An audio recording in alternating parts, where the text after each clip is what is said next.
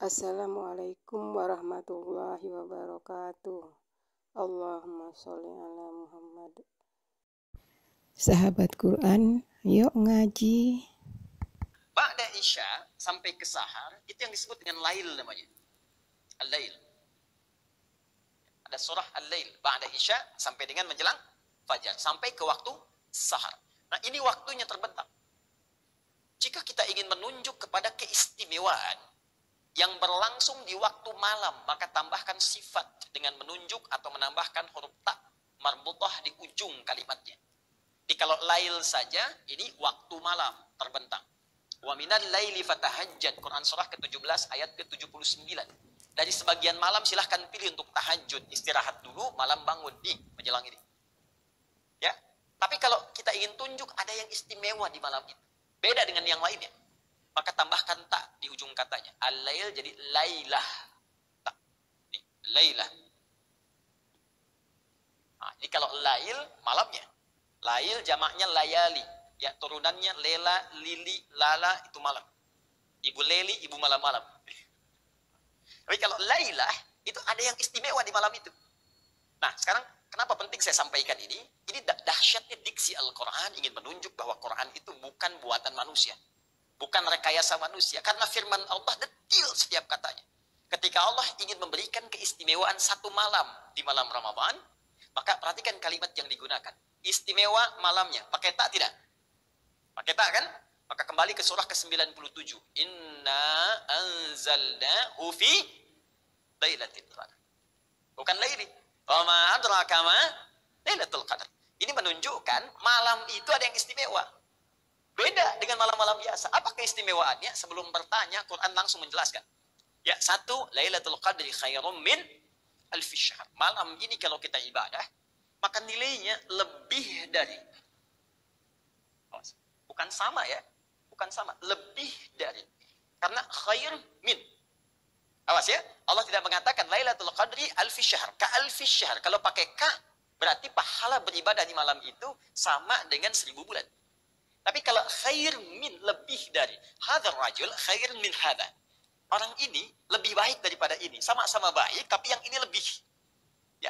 Jadi pahala ibadah di malam ini, kalau kita kerjakan, itu nilainya lebih dari 1000 bulan. Jadi standarnya 1000 bulan. Kalau dikonversi 83 tahun, 40 hari, itu yang standar. Jadi bisa jadi lebih di atas itu. Ya, tergantung kemana, kadar keikhlasan kita. Jadi kalau kita sholat misalnya 2 rakaat saja, Allahu Akbar, bersamaan malam ini, itu sama dengan, malam itu malam Al-Qadar, itu sama dengan nilainya standar saja 83 tahun sholat 40 hari tanpa henti. Allahu Akbar, Allahu Akbar, Allahu Akbar, Allahu Akbar. Dan bisa lebih daripada itu seperti infak. Infak yang kita tahu berapa pahalanya? 700 kali lipat kan? Nah, itu baca ayatnya baru setengah. Ya, baru setengah, belum selesai ayatnya. Kan itu di Al-Baqarah ayat 261. Mathalul ladzina yunfiquna amwalahum fi sabilillah kamathali habbatin ambatat sab'a sanabil fi kulli sumbulatin mi'atu habbah. Baru sampai sini. Selanjutnya belum dibaca. Wallahu yudha'ifu liman yasha. Dan Allah akan melipat gandakan berdasar keikhlasan dan infak itu tanpa batasan. Sepanjang dia berhitung diberikan sesuai hitungan, sepanjang tak berhitung diberikan tanpa hitungan. Jadi boleh jadi ada infak 1000 dan di sisi Allah 1 juta. Ada orang infak 1 juta cuma karena ngitung berdasar keikhlasan boleh jadi berkurang nilainya. Nah, jadi ini keutamaan yang pertama. Nanti saya akan masuk kepada jawaban Anda apa yang dirasakan dari sini. Kedua, tanazzalul malaikah. Ya, tanazzalul malaikatu warruhu fiha biizni ya bikulli amrin biizni min rabbihim. Tanazzalul malaikatu warruhu fiha biizni rabbihim min kulli amr. 2, malaikat turun dengan cepat. Kemarin sudah kita bahas. Tanazzalu dengan tatanazzal. Ya, taknya hilang 1. Ini menunjukkan sesuatu yang cepat, menggambarkan malaikat cepat banyak turun di waktu itu saja. Dan malaikat Jibril itu ikut mimpin. Kan malaikat itu topoksinya jelas. Quran surah 66 ayat yang ke-6. La ya'sunallaha ma amarahum wa yaf'aluna ma yu'marun. Malaikat itu topoksinya jelas. Tidak akan bermaksiat kepada Allah. Mengerjakan tugas sesuai dengan topoksi. Ya, wa yaf'aluna ma yu'marun. Malaikat tasbih aja. Tahmid aja. Takdis. Gak akan bertukar. Yang tasbih subhanallah sama yang tahmid alhamdulillah gak akan ketukar. Capek aku, bosan subhanallah. Kamu aja tidak. Semua akan sama. Jibril, ya, malaikat maut, itu aja tugasnya. Malaikat maut cabut nyawa aja. Ya Jibril, saya bosan sama yang ini. Kamu aja yang cabut, tidak. Ya. Itu tupoksinya begitu. Dan tidak maksiat. Makanya saya sering katakan, pernah dengar malaikat Jibril korupsi ayat? Tidak kan? Pas. Nah, Jibril tugasnya menurunkan wahyu. Diperintah oleh Allah turunkan wahyu. Sedangkan nabinya kan sudah meninggal. Ya kan? Berarti tidak ada wahyu turun lagi kan? Tapi khusus di malam Al-Qadar, diperintahkan oleh Allah turun memimpin semua malaikat untuk datang ke bumi. Karena dan bentuknya jamak, saking cepatnya dan bentuknya jamak. Malaikah, ada malak, ada malaika beda. Buka Quran surah ke-32 As-Sajdah ayat 11. Paling kanan sebelah bawah di mushaf standar. Qul yatawaffakum malakul mautil ladzi wukila bikum. Katakan Muhammad SAW akan diutus satu malaikat yang tugasnya mencabut nyawa saja. Malakul maut. Malak membawa maut.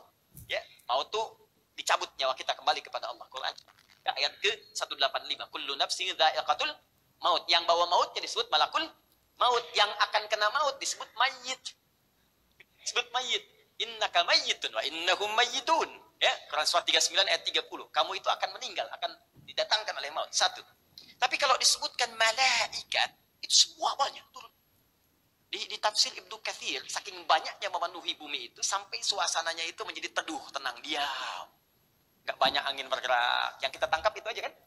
Tapi asar itu tenang itu dari mana? Dari malaikat kumpul. Jadi kalau ada kelereng satu, saya bunyi-bunyikan, bunyi, teng, teng, teng, teng, teng. Tapi kalau saya rapatkan semua kelereng, diam kan? Itulah suasana menjadi tenang. Tanda malam Al-Qadar. Teduh, enak bawaannya ke hati, nggak banyak orang teriak-teriak. Karena setiap sudut di muka bumi diisi malaikat yang gaib sifatnya, tak nampak dalam pandangan kita. Tenang. Terus perasaan kejiwanya beda, sentuhannya lain. Teruskan dulu. Kemudian, apa tugas mereka ketika turun? Mingkul di amr. Semua urusan hamba yang berzikir kepada Allah disertai malaikat. Jadi kalau ada orang berdoa, malaikat langsung mengatakan amin, amin, amin. Bukan satu, dua malaikat. Banyak malaikat. Kalau ada yang istighfar, malaikat mengatakan Allahumma gfirlahu. Ya Allah ampuni dia. Ya Allah ampuni dia. Ya Allah ampuni dia. Kalau ada yang berdoa, amin ya Allah. Amin. Ya Allah amin. Kabulkan untuknya. Kabulkan untuknya. Malaikat. Itu keutamaannya. Dan cuma semalam. Dalam 1 tahun peredaran malam. Cuma semalam saja.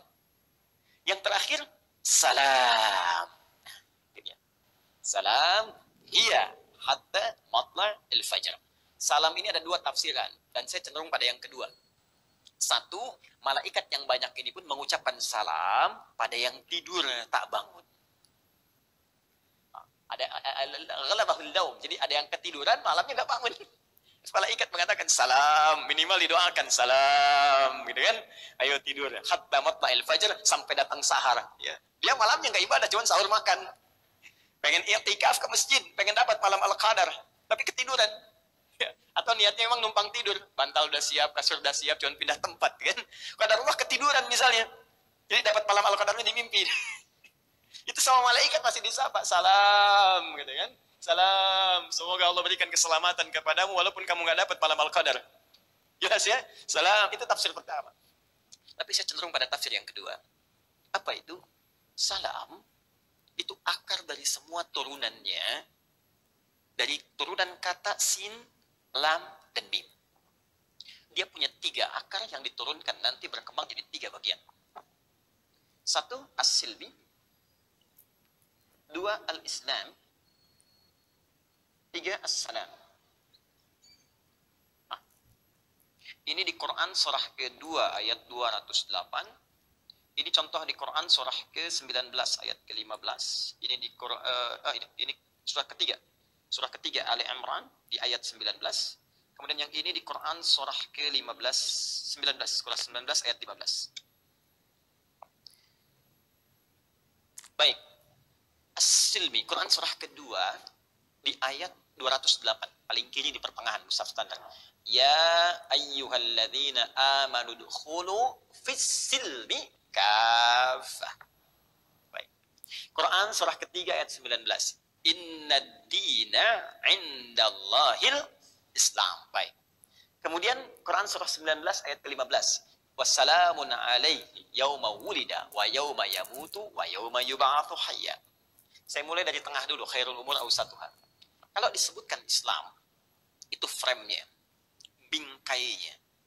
Bingkai. Dalam keyakinan, ya, dalam kepercayaan, bingkai keyakinan kita itu disebut din namanya. Din. tadi lutudan. Kalau masuk ke bingkai itu, maka ada konsekuensi di dalamnya. Diberi pahala atau melanggar dapat dosa. Nah, bingkai din ini di dalam keyakinan kita oleh Al-Quran disebut dengan Islam namanya. Makanya kata Islam dirangkai dengan kata din di Quran surah 3 ayat 19. Inna dina indallahil Islam. Sungguh bingkai keyakinan, kepercayaan yang benar di sisi Allah itu, turunannya ini, itu disebut bingkainya dengan nama apa? Islam. Makanya kalau kita masuk Islam, saya pemeluk Islam, itu masuk ke dalamnya. Ke dalam bingkai ini, memeluk Islam. Agama kamu apa? Islam. Ajarannya, tuntunannya, itu semuanya disebut dengan silmi namanya. Jelas? Silmi. Kalau dia sudah masuk ke bingkai ini, disebut beriman.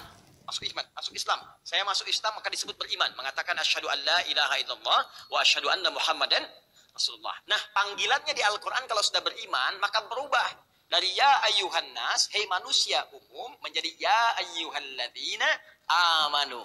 Hei yang sudah beriman. Iman itu yakin tanpa ragu. Saya yakin tanpa ragu dengan Islam. Saya masuk Islam, masuklah ke bingkai ini. Nah, kalau sudah masuk, hei orang-orang yang beriman, jangan cuma masuk. Amalkan semua tuntunan dalam Islam. Tuntunan dalam Islam itu disebut dengan silmi namanya. Makanya di Quran surah kedua ayat 208 bunyinya ya ayyuhalladzina amanu dukhulu fis silmi, bukan fil Islam. Ya. Kalau fil Islam sudah masuk karena sudah ada kata amanu fis silmi. Kalau sudah beriman maka tunaikan seluruh ketentuan dalam Islam itu kafah secara menyeluruh sesuai kemampuan kita. Ya, sesuai kemampuan. Kalau kita bisa tunaikan ini, sholatnya benar, puasanya benar, baca Qurannya benar, dan mengejar malam Al-Qadar juga benar meningkatkan ibadah, maka kita akan mendapatkan satu hadiah dari Allah, apa yang disebut dengan salam.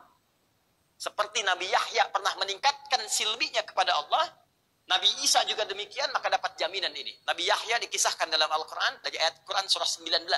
Kalau kita turunkan dari ayat 13 sampai 15, Allah mengatakan, Ya Yahya, khudhil kitaba biquwwah, wa atainahul hukma sabiyya, wa hanana min ladunna wa zakatan, wa kana taqiyya, wa barram biwalidayhi wa lam yakun jabbaran asiyya, wa salamun alaihi yawma wulida, wa yawma yamutu, wa yawma yub'atsu hayya. Yahya itu nabi, rasul, masih diperintah oleh Allah meningkatkan takwa. Kata Allah, baca kitab dengan benar, dirikan salat, tingkatkan takwa, jangan maksiat, bakti pada orang tua. Kalau kamu benar tunaikan ini semua dalam kerangka Islam yang benar, aku berikan salam. Salam itu keselamatan, ketentraman, kedamaian, kemuliaan dijamin di 3 alam. Dunia, alam kubur, akhirat. Nah, kalau kita turunkan di sini salam, kembali tadi. Selamat. 1. Damai. Tenang. Khusyuk. Ini. Karena ini dihasilkan dari ibadah, maka khusyuk memberikan kesan peningkatan ibadah. Orang yang telah mendapatkan malam Al-Qadar, Lailatul Qadri khairum min alfi syahr. Tanazzalul malaikatu waruh fiha, ya. Min kulli amrin, semuanya biizni rabbihim min kulli amrin. Dia dapat doa dari malaikat, ya Allah kabulkan, ya Allah kabulkan, ya Allah ampuni. Kemudian dia tingkatkan ibadah. Semua dia lakukan di malam itu, maka apa yang didapatkan olehnya sebagai tanda keberhasilan yang mendapatkan malam Al-Qadar? Salam. Jadi pertama, ada kedamaian dalam jiwanya. Merasa lebih tenang. Minimal di malam itu sampai datangnya fajar. Tenang gitu. Ada ketentraman, ada suasana beda. Makanya orang-orang yang mendapatkan malam Al-Qadar, ya, jangankan keesokan harinya, menjelang subuh aja udah kelihatan di wajahnya. Ada suasana beda gitu rasanya. Ada kedamaian yang lebih dirasakan dibanding sebelumnya. Ada ketenangan, ada getaran dalam jiwa, isya'rat juluduh. Ya, kulitnya bahkan sampai ke jiwanya punya getaran, ada ketersambungan. Dan dahsyatnya sejak peristiwa itu meningkat kekhusyuan ibadahnya kepada Allah Subhanahu wa taala. Nah, jadi kalau Anda ingin tanyakan bagaimana cara saya mendapatkan malam Al-Qadar, maka tingkatkan ibadah dan di sela-sela itu rasakan satu malam saat kita memiliki getaran yang kuat kepada Allah untuk beribadah yang melahirkan ketenangan kepada jiwa. Kalau itu Anda dapatkan setelah malam itu, tiba-tiba berubah jadi tenang, jadi damai, jadi baik, dan esoknya gemar meningkatkan ibadah. Nambah, terus berubah lebih baik. Itu tanda yang paling utama Anda mendapatkan malam Al-Qadar dibandingkan dengan tanda-tanda semesta yang mungkin banyak tafsiran di masyarakat. Jelas? Maaf kalau jawabannya panjang ya, saya harus uraikan dulu. Silakan.